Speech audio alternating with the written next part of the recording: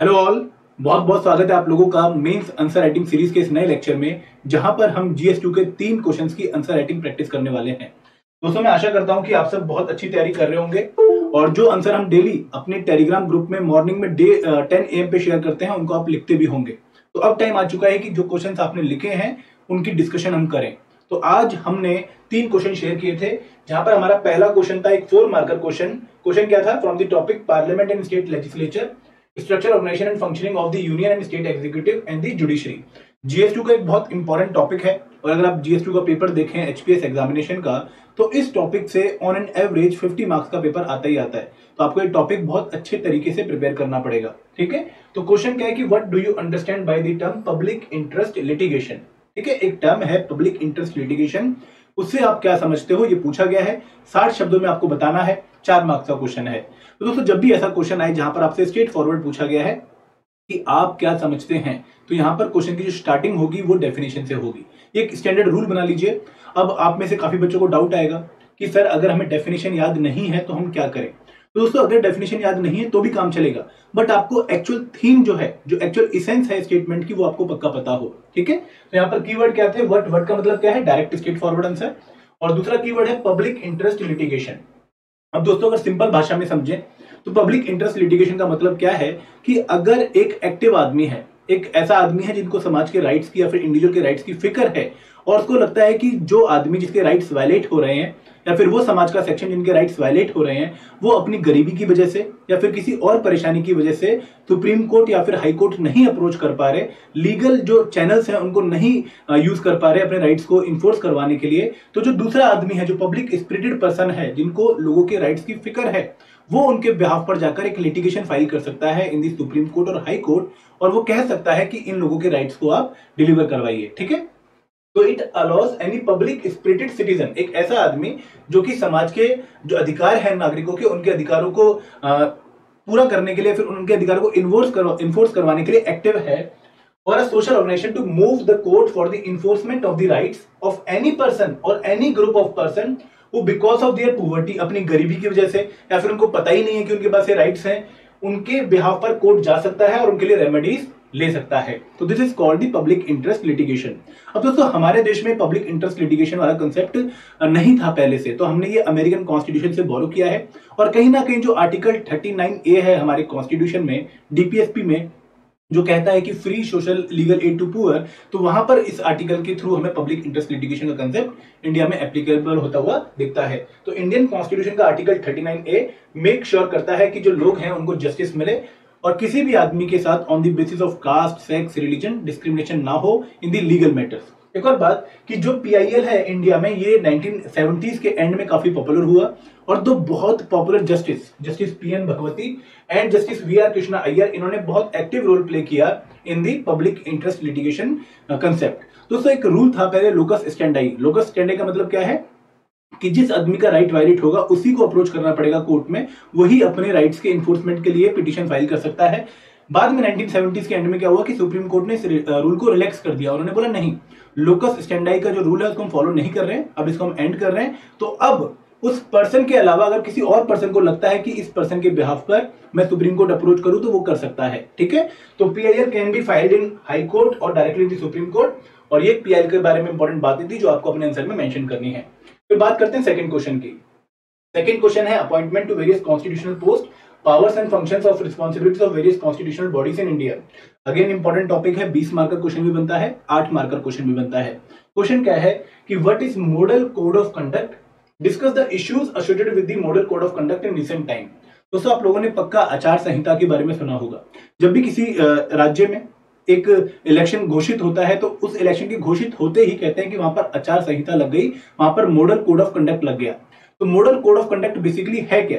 दोस्तों, सिंपल भाषा में अगर समझें तो मॉडल कोड ऑफ कंडक्ट कुछ सेट ऑफ गाइडलाइंस हैं जिनको सभी पार्टीज ने, सभी कैंडिडेट्स ने एग्री किया है, माने है उन रूल्स को कि हाँ, जैसे ही इलेक्शन होगा तो ये रूल इन्फोर्समेंट हो जाएंगे और हम इन रूल्स को मानेंगे वाइल डूइंग दी प्रचार फॉर आवर इलेक्शन। जब भी हम अपने इलेक्शन के लिए, अपने इलेक्शंस के लिए प्रोपोगेशन करेंगे, ठीक है, प्रोसेशंस करेंगे, मीटिंग्स करेंगे, तो हम इन गाइडलाइंस को फॉलो करेंगे। ठीक है, तो दीज आर द गाइडेंस और guidelines for the political parties and candidates जहां पर वो मानी गई हैं by the consensus of political parties, और यहाँ पर जो प्रिंसिपल है, जो रूल है, वो कैंडिडेट भी फॉलो करेगा और जो पार्टीज है वो भी फॉलो करेंगे while doing the campaigning for the elections. ठीक है, अब यहाँ पर ये जो मॉडल कोड ऑफ कंडक्ट है, इलेक्शन कमीशन ऑफ इंडिया ने क्यों लागू किया है?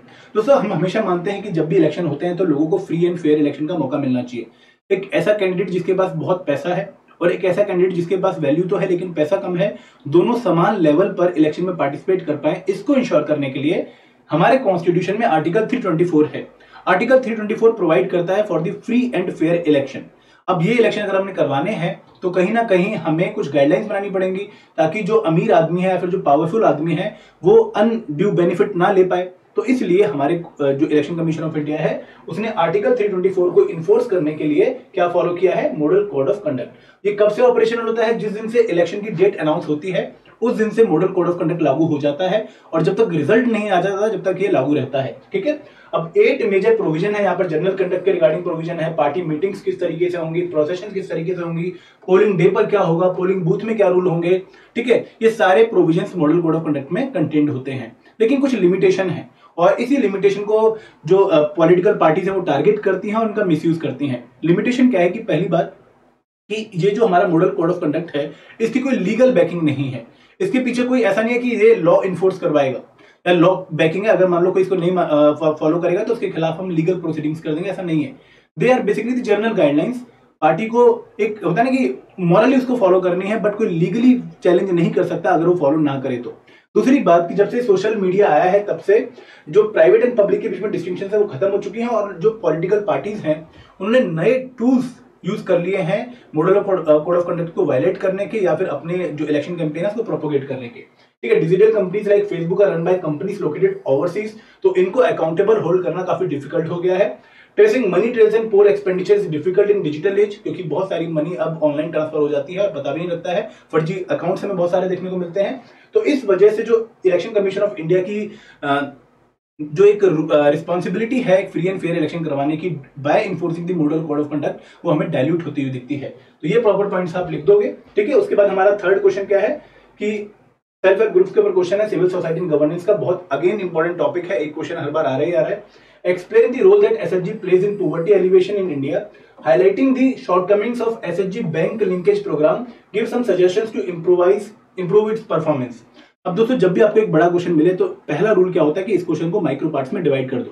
तो यहाँ पर पहला माइक्रो पार्ट क्या है कि आपको एसएचजी का रोल बताना है इन poverty elevation. This is the first micro question. Second micro question क्या है कि आपको शॉर्टकमिंग्स बतानी है एसएचजी बैंक लिंकेज प्रोग्राम की। This is the first, this is the second micro question. And third micro question क्या है कि आपको कुछ वे फॉरवर्ड देना है, कुछ सजेशन देने हैं। कीवर्ड क्या है? एक्सप्लेन पहला, SHG, then poverty alleviation, then SHG bank linkage programme, फिर सम सजेशन। ये आपके कीवर्ड्स हैं, तो इसके हिसाब से आपको अपना आंसर करना है। अगर आप तीनों माइक्रो क्वेश्चंस को आंसर कर दोगे तो आपके कंप्लीट क्वेश्चन का आंसर ऑटोमेटिकली हो जाएगा। तो सबसे पहले अगेन हमारा स्टार्टिंग क्या रहेगा? एसएचजी को डिफाइन कर दो कि एसएचजी क्या है। They are the small voluntary association of poor people preferably from the same socio economic background. देखो, एसएचजी बेसिकली होता क्या है, अगर हम सिंपल भाषा में समझें कि जो सेम तरह के लोग हैं गांव में, जैसे मान लो एक रूरल एरिया में महिलाएं हैं, ठीक है, middle age lower middle group की हैं, सारी इकट्ठी हुई, उन्होंने एक ग्रुप बनाया और बोला कि देखो हम एक कॉमन टारगेट को अचीव करते हैं, हम थोड़ी बहुत पूलिंग करते हैं पैसों की, और हम अगर इकट्ठे रहेंगे, हमारे पास रिसोर्स रहेंगे तो हमें बैंक भी एज अ कोलेटरल लोन दे सकता है। तो यहाँ पर तो जो वुमेन है या फिर पुअर पीपल है of same socio economic background, ये इकट्ठे होते हैं for the purpose of solving their common problem through self help and mutual help. ठीक है, आपस में हेल्प करके। तो वर्ल्ड बैंक के हिसाब से जो महिलाओं के खिलाफ इश्यूज हैं, महिलाओं के बहुत सारे इश्यूज हैं रूरल एरियाज में खासकर, वो बढ़ते जा रहे हैं। तो सेल्फ हेल्प ग्रुप एक बहुत इंपॉर्टेंट तरीका है उन प्रॉब्लम्स को दूर करने का। अब एसएचजी एंड पॉवर्टी एलिवेशन, सबसे पहली बात तो क्रेडिट मिलता है। देखो, जब ये एसएचजी अपनी सेविंग्स को पूल करते हैं तो क्रेडिट जो ये इन्होंने सेव किया होता है उसको एज अ कोलेटरल बैंक के पास रखते हैं और उसके बदले इनको काफी अच्छा लोन मिल जाता है। ठीक है, दूसरी बात, इंक्रीजिंग सेविंग टेंडेंसीज। जब इनको लग रहा होता है कि हाँ यार हम छोटा छोटा पैसा बचा के, जब बड़ा पैसा इकट्ठा हम 10 लोग कर रहे हैं, जैसे मान लो एक आदमी अगर 500 रुपए बचा रहा है तो 10 लोग 5000 रुपए सेविंग कर रहे हैं, तो वो 5000 रुपए किसी जरूरतमंद की, उन ग्रुप में ही जो जरूरतमंद है उसकी मुसीबत दूर करने में हेल्प करेगा। तो यहाँ पर उनके अंदर एक अगेन टेंडेंसी बढ़ती है कि अगली बार हमें 700 रुपए बढ़ाना है सेविंग का, फिर हमें 1000 रुपए बढ़ाना है, तो सेविंग टेंडेंसीज इंक्रीज होती हैं। देन प्रमोशन ऑफ इंटरप्राइजेस, जब इनको लगता है कि हाँ हमारी सेविंग्स अच्छी हो रही है तो ये कुछ आपस में बिजनेस खोलने की कोशिश करती हैं, एक अच्छा इंटरप्राइज करने की कोशिश करती हैं। Then increasing income specially of women. देखो एसएचजी मॉडल जो है वो वुमेन के लिए काफी गेम चेंजर रहा है, क्योंकि इससे वुमेन को अपनी मंथली इनकम देखने को मिली है, प्लस उसकी जो परिवार में इज्जत है वो भी बढ़ी है, ठीक है, कैपेसिटी बिल्ड हुई है। लेकिन जो एसएचजी बैंक लिंकेज प्रोग्राम था जो कि नाबार्ड ने 1992 में चालू किया था, उसमें हमें कुछ इश्यूज भी देखने को मिले। पहला इशू क्या हमें देखने को मिला कि जो लोन्स थे वो सिर्फ ओनली 5.5% थे ऑफ द टोटल क्रेडिट, मतलब बहुत कम पैसा हमें देखने को मिला for the SHG bank linkage programme. फिर रीजनल डिस्पैरिटी काफी ज्यादा थी, कुछ एरिया में सदर्न एरियाज में यहाँ पर काफी लोन डिस्बर्स किए गए, लेकिन नॉर्दर्न रीजन में काफी कम लोन्स जो थे वो डिस्बर्स किए गए। लगभग 71.4% लोन थे इन द सदर्न रीजन, लेकिन जो नॉर्थ ईस्ट रीजन था वहां पर सिर्फ 1.5% लोन हमें देखने को मिले। काफी डिले हमें देखने को मिला unnecessary in the sanctioning of the loan. Then skill development training नहीं हो पाई, ठीक है, एंड ब्यूरोक्रेटिक अप्रोच की वजह से जो प्रोग्राम था हमें लार्जली ये कम डायरेक्टेड देखने को मिला। अब सजेशन क्या है? पहली बात कि जो एक्सक्लूडेड रीजन है उनको टारगेट किया जाए, कैपेसिटी बिल्ड की जाए गवर्नमेंट फंक्शनरीज की ताकि वो ट्रेनिंग दे पाए। इसके साथ साथ जो चेक है, जो चेक एंड बैलेंस है कि जो अकाउंटेबिलिटी है उसको बढ़ाई जाए। देन इंसेंटिव पैकेज, जो काम अच्छा कर रहे हैं लोग उनके लिए इंसेंटिव पैकेज हो ताकि वो और अच्छा करें। और अगर मान लो कोई एसएचजी लोन अपना रिकवर नहीं कर पा रहा है तो एक दो बार उसको कंसेशन देने की बजाय आपके बाद आप और कंसेशन मत दो, एवरग्रीनिंग मत करो, ठीक है। तो ये आपके पूरा एक आंसर था of the third question. I hope कि आप लोगों के आंसर हमारे आंसर से मैच कर रहे होंगे। अगर किसी बच्चों को डाउट है, कोई क्वेरी है, तो प्लीज कमेंट सेक्शन उसके पास है। दोस्तों प्रैक्टिस करते रहो, लिखते रहो, क्योंकि प्रैक्टिस से ही हमारे आंसर ठीक होंगे। Thank you very much. जय हिंद, जय भारत।